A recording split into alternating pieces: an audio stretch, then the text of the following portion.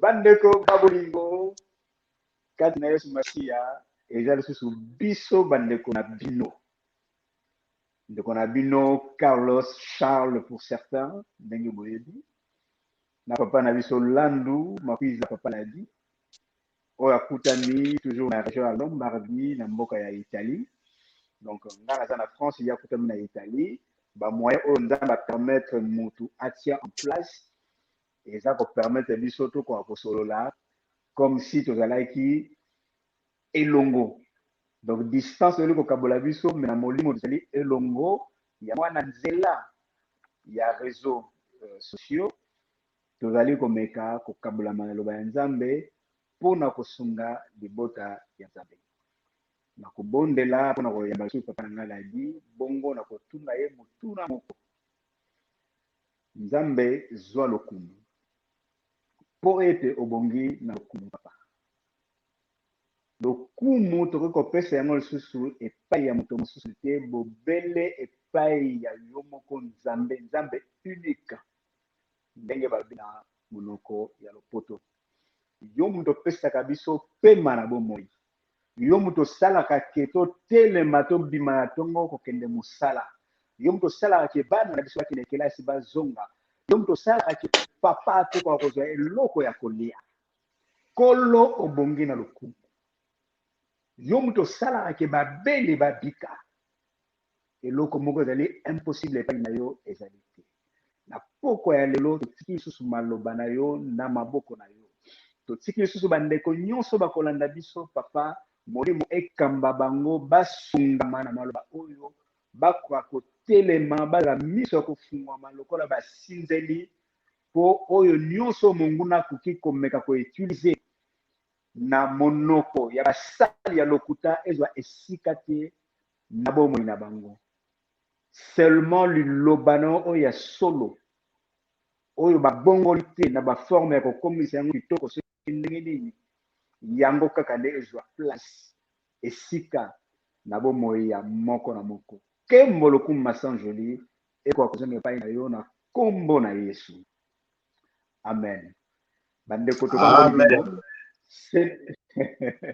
CBTV Grâce chaîne ya ofele papa Carlos azoseka seki oseka moko ya onction amen esika ya koyoka maloba ya ofele yango oyo bandeko bolanda bopartage eza nango ofele voilà donc naza so nesinga koyamba papa na ngai Ladi papa Ladi eza na passage moko eza na livre ya psaume totangaka yango biso nyonso tosololaka yango me molimo ya nzambe eza kokamba ngai kaka na kati ya masolo mokolo mosusu obimisaki eloko moko esepelesaki ngai kwake ngai mpe nateyaka yango me eloko wana esalaki lisusu bien yango wana ntango nzambe adepose grâce na bomoi ya ndeko na biso moko songolo esengeli to reconnaître eloko wana nakomikitisa yango sika bible ezoloba biso l'humilité précède la gloire nzambe akokotala mutu na même verset na lolenge mosusu na ndeko mosusu mpe na lolenge mosusu me ndenge balobaka tout chemin mène à Rome donc complémentarité wana ezosalaka etokende liboso naza na reconnaissance na yango yango na ye lelo papa Ladi kotuna yo motuna l'éternel mon berger papa Ladi maloba ezali epai na yo pesa biso bilei wana nde balobaka na kikongo nsatu ok Psaume 23 Psaume 23 premier paragraphe ya premier verset Bible lobi l'éternel est mon berger nzambe azali motambolisi na ngai nalingaki papa Carlos otangela nga mbangu Ezekiel 34 na verset 31 bongo na mokuse na kolimbola mwa chapitre oyo ya Psaume 23 Ézéchiel 34, 31. 31. Voilà. Ok. Nathaniel Mabayanzambe. Vous, mes brebis, brebis de mon pâturage, vous êtes des hommes. Moi, je suis votre Dieu, dit le Seigneur l'Éternel. Amen. Ok. Alors, tozongi na Psaume na biso 23, totangi premier paragraphe ya premier verset, l'Éternel est mon berger. Lisolo ezali awa eza nzembo ya roi David. Or roi David aza être humain, aza créature. Sikoyo azo proclamer créateur na vie na ye, azali berger na ye. Donc azo senga te asa proclamer que l'Éternel est mon berger. Or l'Éternel, moi l'Éternel, donc azo touché divinité. Donc Nzambe a donc automatiquement azo ebisa Nzambe akoma mutu. Donc alata nzoto po aya kokoma pasteur na ye. Or tant azo ko faire convertir Nzambe l'être spirituel azwa nzoto. Donc mutu sikoyo yo mutu créature okotika kaka na position wana tozali na yango. Parce que obengi déjà le créateur akoma pasteur na yo. Or pasteur tant tozomona pasteur tozomona mutu atelemi aza na deux pieds. Sikoyo roi David a fait se convertir l'Éternel à Klatanzoto akoma mutu pour aya kotambolisa ye. Alors l'Éternel na bolingo na ye alata ki penzoto. Oyo to bengi lelo yes. Alati nzoto. Sikoyo Rema. Sikoyo créateur alati nzoto likolo na yo créature. Donc yo créature faut tika na position bu moto kaka. Non, yango tout tanga na Ézéchiel. Ézéchiel sikoyo nzambe mutazolo bake les brebis de mon pâturage, vous êtes des hommes. Donc yo mutu sikoyo lokola nzambe akomi passer na yo, yo sikoyo faut comme brebis. Il faut comme brebis pourquoi? Parce que il je ne manquerai de rien. Il me fait reposer dans il me fait reposer dans le vert pâturage. Or, nzambe pasteur a pour faire reposer dans le vert pâturage ceux qui a contrôlé dans l'environnement wana te o et pas ba brebis ba kovanda ceux qui ba prédateurs bazali wana te. Donc faut pasteur a contrôlé dans ceux qui ba lion ba ours bazali pembeni a benga na bango musika parce que na ba animal nyonso domestique oyo to yebi nyama kaka oyo animal oyo akoka kozonga na ndako te soka bimi eza brebis eza même soka bimi ayeba sonzela ya kozonga na ndako te. Alors aza na besoin ya pasteur moko azala ibela pembeni na ye abanda ko prendre soin na ye. Alors soki nga nazo proclamer créateur akoma pasteur na ngai me nga fona koma brebis. Donc soki na komi brebis te, donc automatiquement l'Éternel akoma pe berger na ngai. Parce que soki lelo na dana ba problème na yo ke batonga ngai kuna na ke bunda na ke soin na azela soki na kiti na gêne akoyeba ngai. Donc automatiquement naza brebis te naza taba parce que naza na maseke na koko se défendre ngai moko. Donc na seka wana nzambe aza automatiquement aza berger na ngai te. Malgré tout na proclamer l'Éternel est mon berger. Soki na se défendre ngai moko naza na nu brebis te. Or si ko nzamba prendre soin na ngai. Donc totangi moi permet paragraphe que l'Éternel est mon berger parce que yango ezalaki désir ya David. Le reste à ma verset nyoso etikali. Le reste à ma verset nyoso etikali, je ne manquerai de rien, il me fait reposer. Et ça va résultat, ce qui a solo l'Éternel a commis vraiment ton berger. Et ce qui a solo yo vraiment commis brebis et pas ya éternel. C'est alors Nzambe a beaucoup sila yo.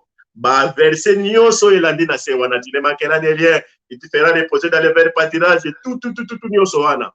Mais ceux qui, aux 8 positions, il y a brébité. Donc, Nzambe, malgré tout, aux proclamer ton berger. L'Éternel est mon berger. Est-ce que yo, l'Éternel a comme berger? Est-ce que yo, comme moi, n'a pas été? Il faut comme moi, n'a pas été.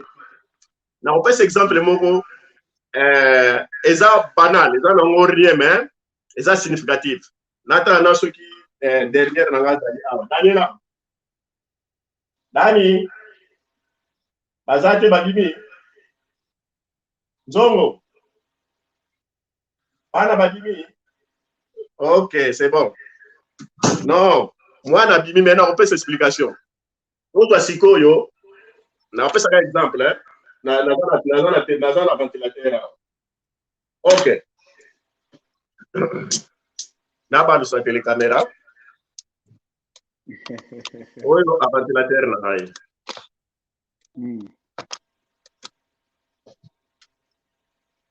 Sikoyo, oyo a ventilateur na ngai. Ngai sikoyo naza roi David. Na proclamer Nzambe, l'Éternel est mon berger. Nzambe alati nzoto. Akiti na se. Aye po atambolisa ngai. Siko ngai naza mutu.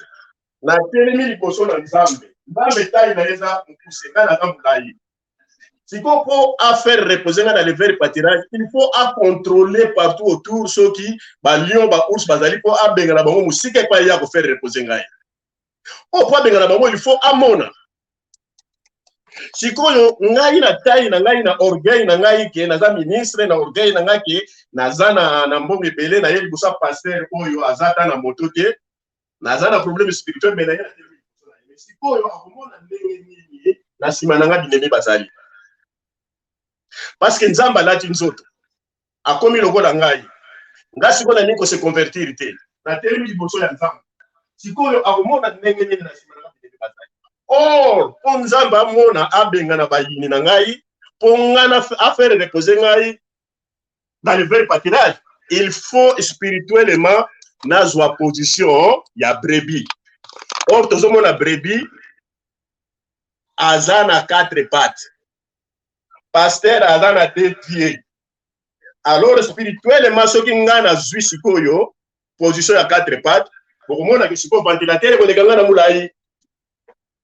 Nazwi position ya 4 pattes lokola mwana pate ventilateur sikoyo komi komona na mufika donc comme présence ya éternel akomomona sikoyo partout. C'est alors que akoyeba kochasse nano binemi bademo badoki nyonso baza autour bongo nsima nde akopemisa ngai na kimia.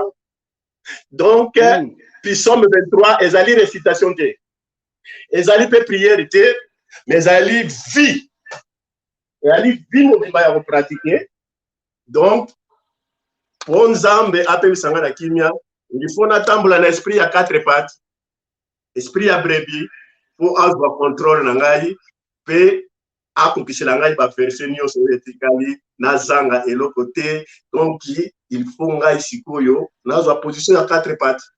Sikoyo soki ngai nazaka na position ya moto Nzambe alati nzoto aza susu moto lokola ngai, donc na banda ko empêcher Nzambe asalela ngai oyo akoyi kosala po asalela ngai baverse nyonso ya psaume 23. Il faut spirituellement nazwa position ya 4 pattes. Voilà. Moi lisasi donc elimboli ya ona bukai komonisa wana psaume 23. Donc mwana pate ayeba se défendre te ayeba aza na défense moko te mais eza na bana Nzambe mingi ata aza na chaîne so ayaka batongaki ye ya azela na so na kiti na chaîne. Donc c'est que oza mwana pate te bakota baza na maseke ase défendaka na ye moko. Voilà, marchons avec l'esprit des 4 pattes, car l'Éternel est notre berger. Amen. Alléluia. En tout cas, papa l'a dit, Nzambe azwa lokumu. Bande komoni Nzambe nenga kambaka moto na moto. Mabomba minene eza na kati ya Somme 23 auto tanga. Papa a dit alimboli yango. Yango wana bokomona kaka na même Somme quelque part.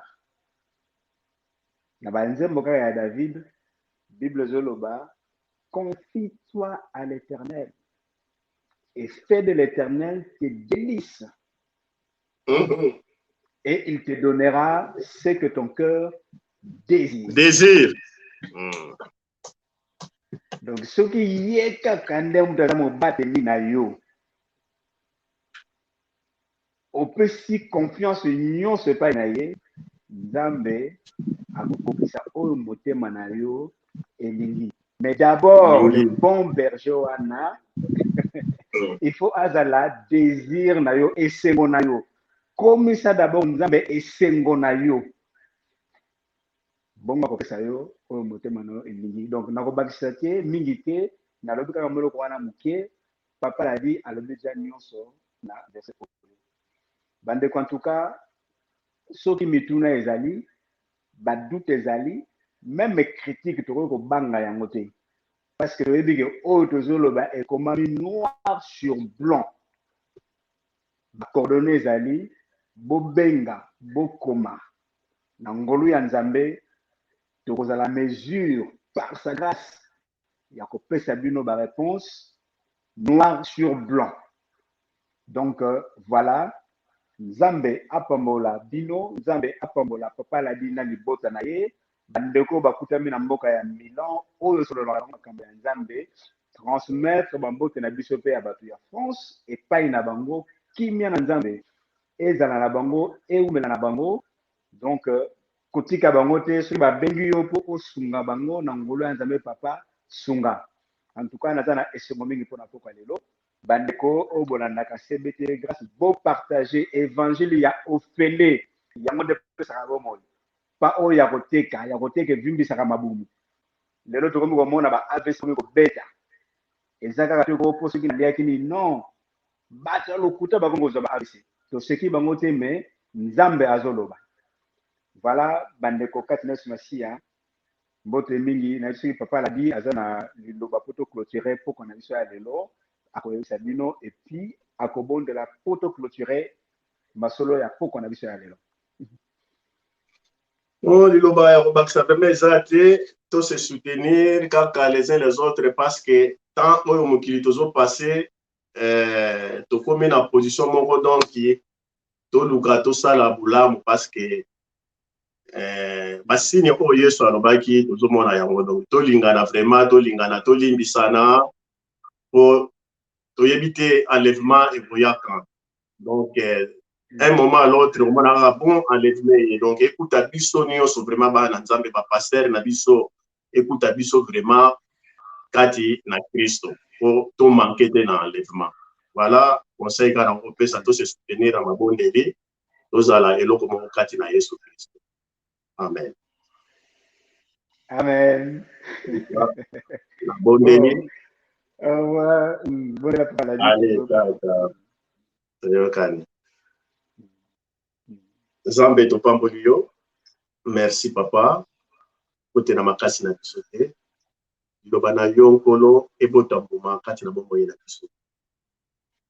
Pamba te libanda na yo Nzambe tozali baweli. Kaka nde liloba na yo nkolo ezali kotambolisa biso na nzela na kobanga yo nkolo. Merci mpona grâce oyo opesi biso. Moto nyonso oyo ayoki liloba oyo nkolo moto na molimo mosanto etuta ezikisa motema na ye enfin oyo bazalaki libanda na yo bazonga lisusu na nzela na yo nkolo oyo bayebaki te badécouvrir mabombami na yo nkolo yawe sembola loboko mpe opambola bango enfin biso nyonso elongo nkolo tozala moko kati na Yesu Kristo mpona lokumu na yo yawe na kombo na Yesu Kristo. Amen. Amen. Papa Carlos, tuyokani.